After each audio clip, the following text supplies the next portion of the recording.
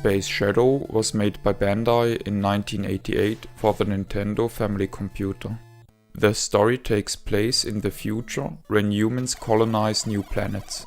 As the communication to the planet Nordbar is interrupted, Earth sends out 5 inspectors to find out what happened. 5 places are visited. 4 of those conclude in a boss fight, followed by a final boss fight at the end of the game.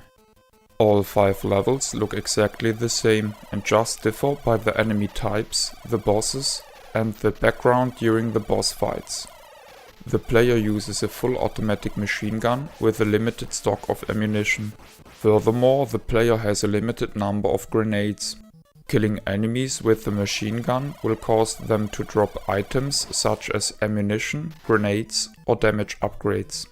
Therefore, it is wise to save the grenades for the final boss fight, as it shouldn't be risked to miss out any upgrades.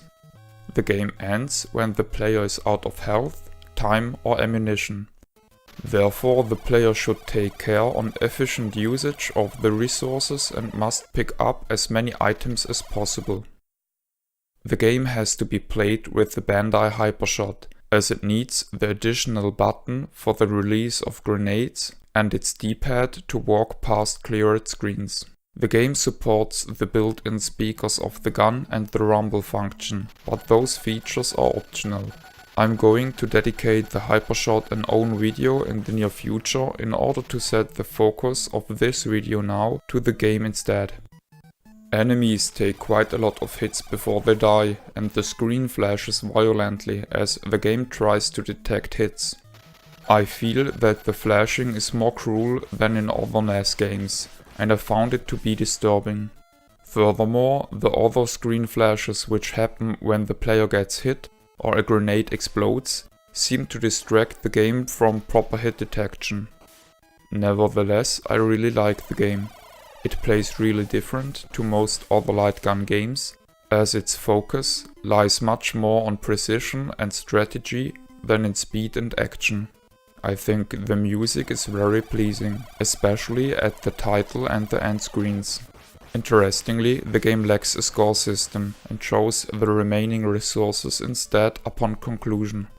The difficulty of the game is more on the easy side, once the player comes up with a strategy against the final boss and learned its pattern. The artwork is beautifully drawn and captures the mood of the game very well.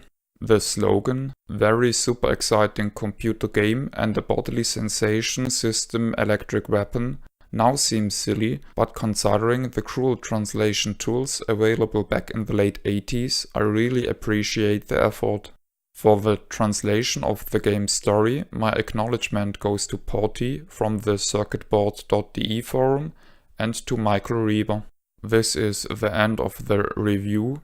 My name is Ben. I thank you for viewing.